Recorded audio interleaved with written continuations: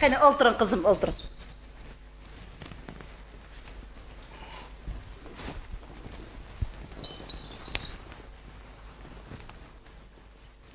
Taqdir iroda bilan ona bo'lish oldi turibsiz qizim.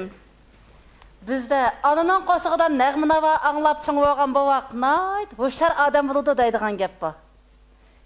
Shunga sizning bu qutlug' to'y kuningizda butun el jamoatni yig'ib choy berib, mashrab uyushtirdi qizim.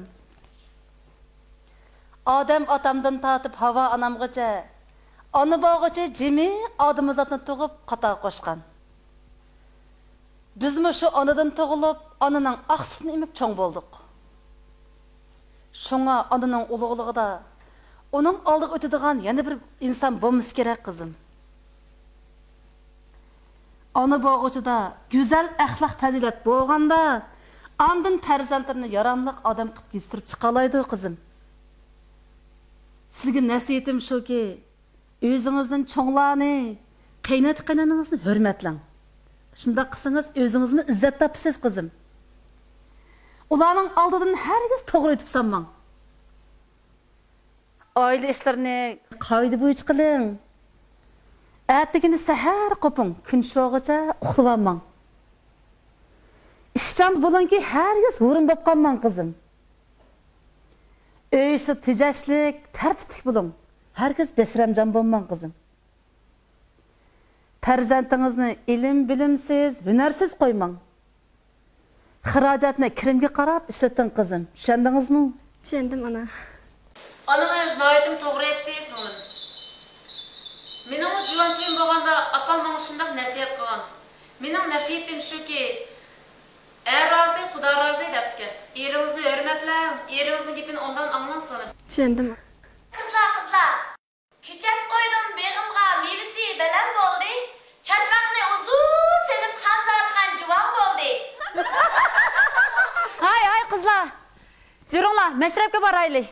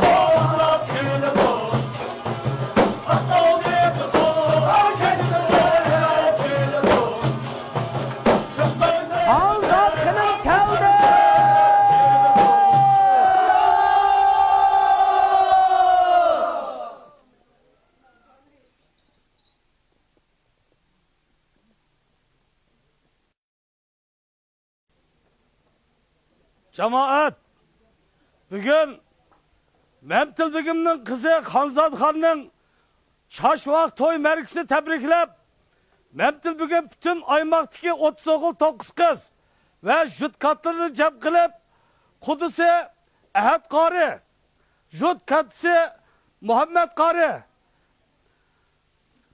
Enver Xan Bayvetçi, şundakla Davut Kap çoğlarını çakırıp meşrep uyuşturdu. Mirshab, Mendeyya. Qani davasa mehmonlar chaq marhamat qilg'ash, mashrab boshlasin. Qani marhamat. Güldür su geldi o yere başlaylı. Xanzadxon jugan bopti bugun to'yni boshlayli. Baq kirib tansar gulchaklar uzamsiz, chehringizni biskirli, yuzingizni ochamsiz. Hava tutuq ajab salqin yurakka davo bo'ldi. Qo'saq ketagan xonzodamga juvon to'y ravo bo'ldi. Cho'kanlar juvon bo'lsa, chachvaq osimiz chashqa. Ko'z salmanglar yigitlar, har kimning yori boshqa. Rahmat. Rahmat. Muborak bo'lsin. Uşak paranlı, taşlaylı, tutar avaplı, rastlaylı. Hazat Khan cevap apta kendi meşripimizde başlaylı.